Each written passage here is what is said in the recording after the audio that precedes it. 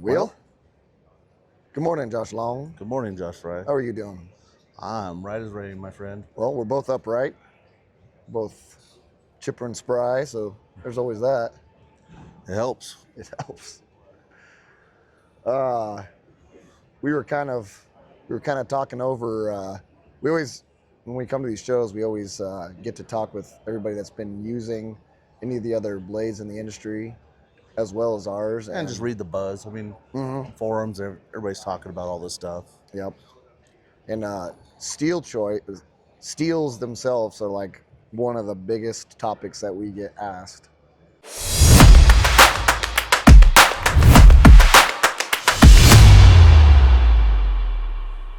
I don't know what to say. Let me start. Shit. What steel? What's the best steel? What's the best steel? What steel do we use? How does it compare to CPM steels or MagnaCut or 3V or Crew. 30V or any of the steels? And what's the difference? What's the difference? So we thought we'd hit on that a little bit.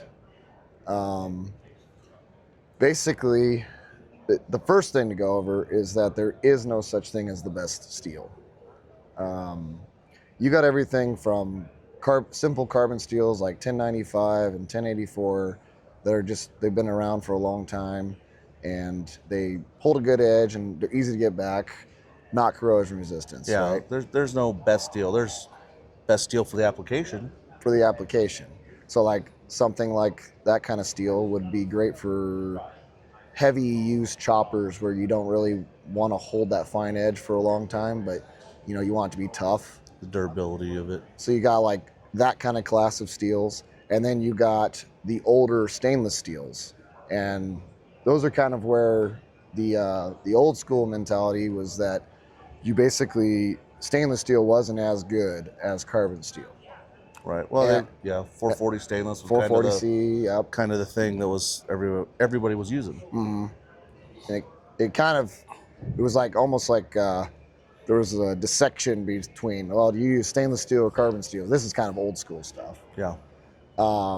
So there became kind of a myth that stainless steels are not as good, and really stainless steels all steel has carbon in it. That's how you get it hard, right? Yep. And so the addition of chromium into the mix made it to where people couldn't sharpen it as easy, and so they couldn't get an edge as sharp is really what the thing was, and then it dulled faster. Yeah. So that kind of set the tone for stainless steels, years and years ago. And then I want to say it was 20-ish years ago, CPM came around, powder made steels, and that kind of hit the market. S30V is the first one I remember seeing hit the market, and it was touted as the end-all be-all steel. Yeah. Right. Remember when Benchmade put it in theirs? Benchmade. That was the first one that comes to mind. CPM 154. I remember the first Benchmade I had was that 154 CM. Like they used the gamut of the beginning of the CPM steels, and they kind of put it, I would say, into the market. I would say it changed the market, absolutely. Yeah, it definitely changed the market when CPM started coming out. And it changed it for the good and a little bit on the bad side, I would say. So we use Nitro V. You've been an avid user of it and obviously a manufacturer of it now for a good amount of time. So you've been on really both sides, like I have. And obviously we've chosen it as our primary steel. And everybody wants to know why. So why would you say that we use Nitro V over CPM steels? Well, it has the best trade-off of durability, edge retention, and honestly, the biggest thing for me is the ability to get that edge back. When you're in the field, when you're, done putting it to work, it doesn't just go in a sheath and have to go home, oh, this knife's done until I hit it on a stone or send it back, get it sharpened. I mean, we here at the show and on our website, we sell these little ceramic, a lot of people call them Arkansas sharpeners, these little 4-inch ceramic rods. And, the benefit of this steel is just hit it on that thing, and you got your edge back. You're running animal to animal. You're not having to switch out knives. You're not having to, bring some elaborate sharpening system with rods and guides and And worry about if hanging it from does the go dull chandelier and to you're try out there and, for longer days, yeah, that you can't get it back until you get home, which yeah, puts you into that realm of, well, then I got to carry some other knives that are already sharp because I can't get that one resharpened and so on. And that comes down to a lot of factors in the design of a knife, but a lot of it is on the steel choice. Now, everybody wants a knife that holds an edge. yeah. I mean, I remember 25 years ago going elk hunting as a kid. I carried 3 knives in my pack. Yeah, it was kind I of had standard. to. I had to. For an elk, for going elk hunting. And They cutting were. them up. I couldn't get an edge back on them to save my life. I mean, part of it was I was a 12-year-old kid. Didn't know how to do it at the time. Didn't know how to do it. But that's kind of the thing. A lot of people don't know how to get an edge back. That's true. Even on, cheap steels, which is, it's a very simple process, but it takes some learning and practicing with it.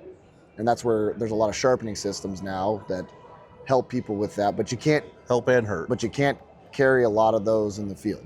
And we have the sharpening systems that we like. Yeah. Touching up the edge with the ceramic rod is the best way we like. But then, like the work sharp systems, they're great for the getting an edge back in the field. Now, even as great as they are, you got a steel. What's like hard. the biggest question we get with people? They come up, they're like, "How's it compare to Magna Cut? How does it compare to 3V, 30V?" And they're great steels. They're very hard. When you have a nice sharp edge on them, it stays there.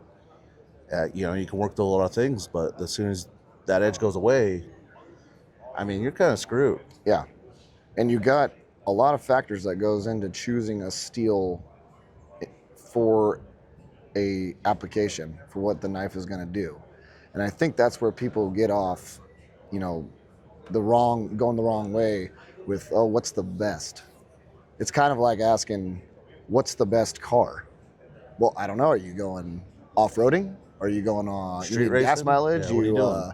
Carrying 15 people? Absolutely. Everyone has its own lane to stay in. Yeah.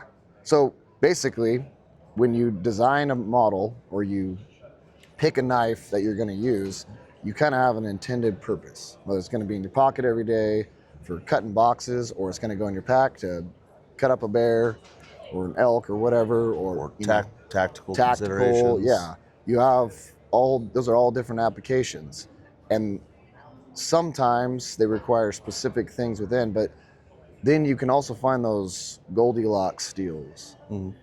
And that's kind of what I try to tell people that don't know a lot about these topics is you have the Goldilocks zone is the ability to take a good edge. Morning, gentlemen. The ability to hold that edge.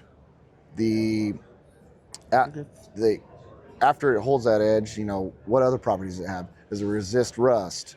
Does it, is it tough?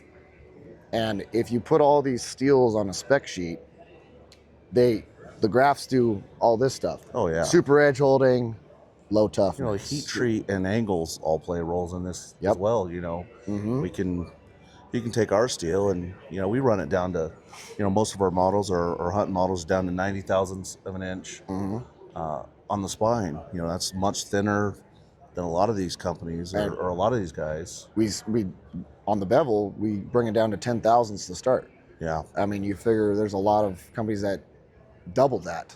Yeah. But every time you do that, and they do that for, extra strength and everything, but it's like, do you always need all that extra strength? No, we're not making pry bars. No.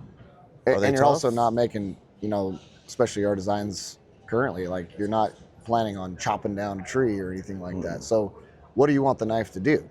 Well, you want it to cut. You want it to cut well. Everything you can. Yep.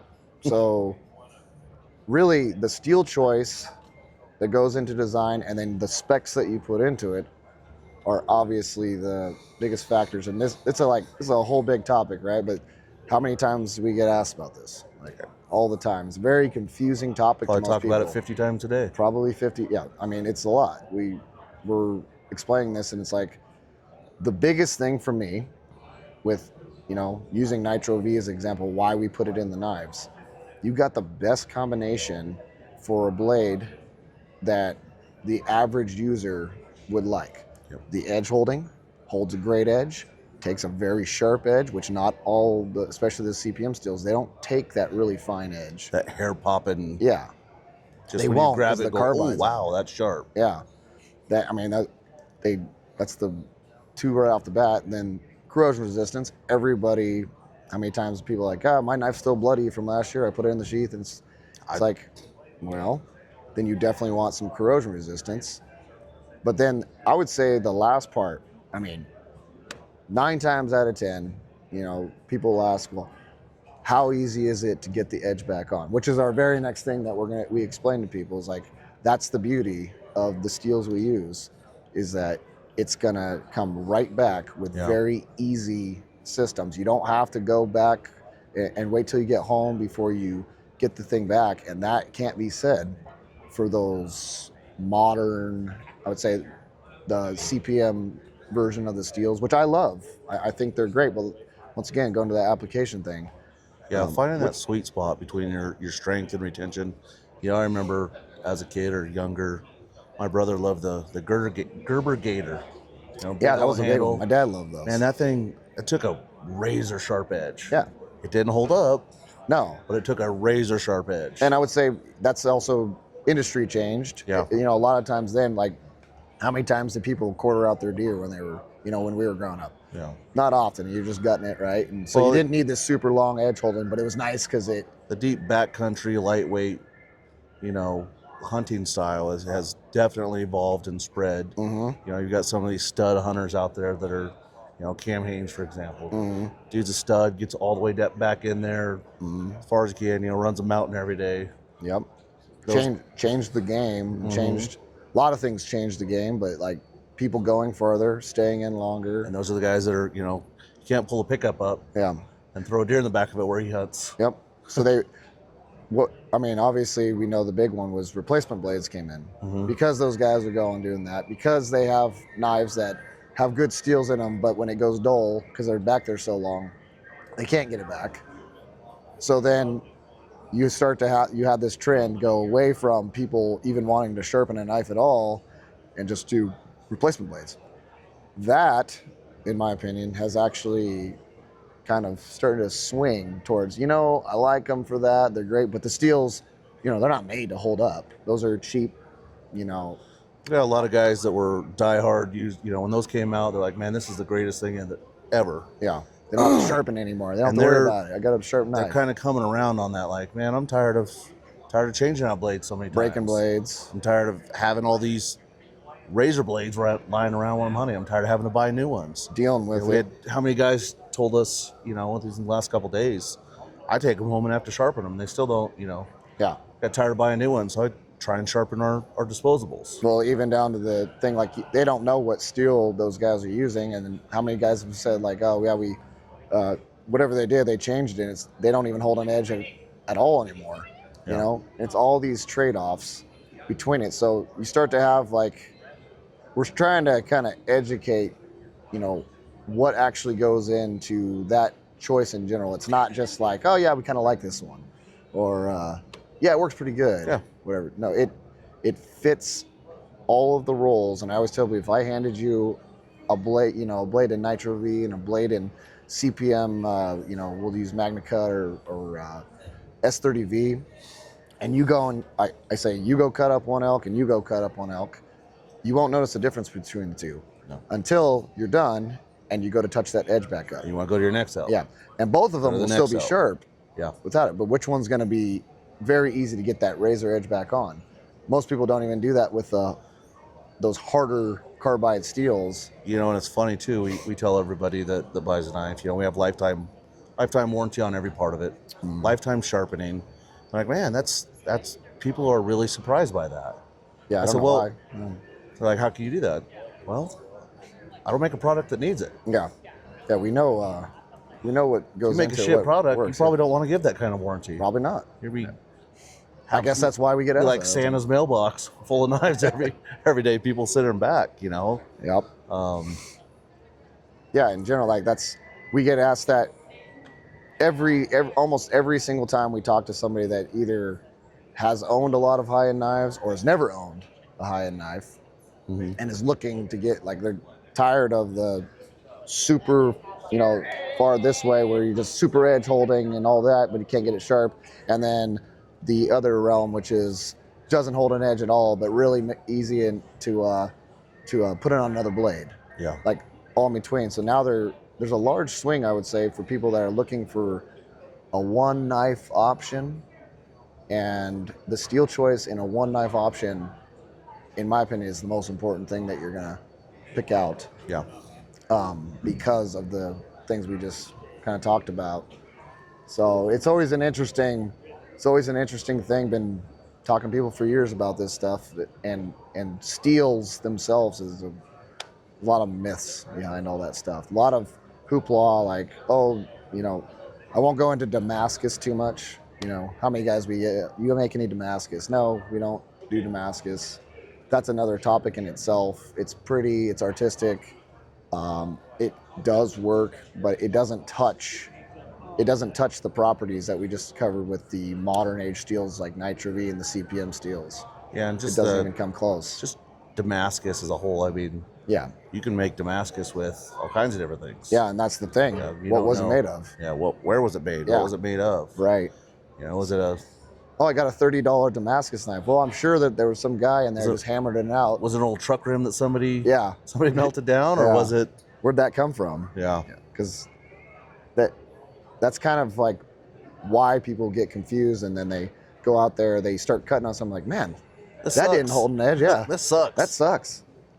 Or say they started out moderately sharp, good steel, and then doles up like, man, that sucks, and now I can't even get it sharp at all. So steel choice is a big one when it comes into the design and philosophy of use with each model, and just over the years, Nitro V has become one of our just all-time favorites. For the all-around aspects like you of said, it. It's that Goldilocks space. It's the perfect trade-off. Mm-hmm. There's a handful of them I can think of that fit that covering. You know, they can cover a lot of ground within what you need a knife to do. You know, another aspect of it is the cost of Nitro V. Well, you know, we're not hammering knives out of gold bars here. You know, we're able to keep our production cost at a very reasonable range. Well, on average, the direct comparison between like a Nitro V for manufacturing purposes compared to any of the CPM steels is 3 to 4 times. Yeah. The upmark. So is that worth it for us to pick one of those steels to put in, and we automatically have to charge more for that knife just because, and in the end, the user doesn't really notice or get the benefits of that for the extra money that we'd have to charge just to cover the cost of it. Exactly. It's like, it comes down to so many factors, but steels have got to be one of the biggest, steel choices have got to be the biggest misunderstood topic within the knives. There's a lot of things that go into making a great knife, right? Yeah. The way it feels in your hand is obviously one of the bigger ones. The way it feels, the weight, your sheath system, it's everything. Yeah, the handle choices and all that. I would say that, that's the first thing you pick up. The last part is, what engine's under the hood. I like the car, it drives nice, real nice seats, good color, but how's that engine perform? Right. So that's like, there's a lot to talk about within that topic, but in a nutshell, that's kind of what I would say most good companies, like us would choose, like trying to pick a steel that actually does the job and does it well, and it wouldn't necessarily sit there and... I would say it checks the most boxes for us in what you're looking for. Yeah, and that is why we use it. That is why we use it, because we know it works for us and we know it's going to work for you. Yeah. And you're not going to sit there and struggle with it to keep it up and maintain it. And that's probably one of the biggest ones with it. I agree. On top of its performance. So. I agree. And we're always up to discuss it. We're always down to have a conversation with somebody. Mm-hmm. Reach out to us on our website, our social medias. Hell, call us or grab us in the street. We're always down to talk knives. Yeah. Yeah, we love explaining this kind of stuff and kind of setting the tone for, you know, the real things within the knife industry, not all the hoopla and all the myths have popped up over the years. Yep. Trying to get that down. So, anyways, Well, yep. that's all I got to say about that. All I got to say about that. If you guys ever have any questions, Reach out to us. reach out to us. We're happy to answer these anytime. Signing off.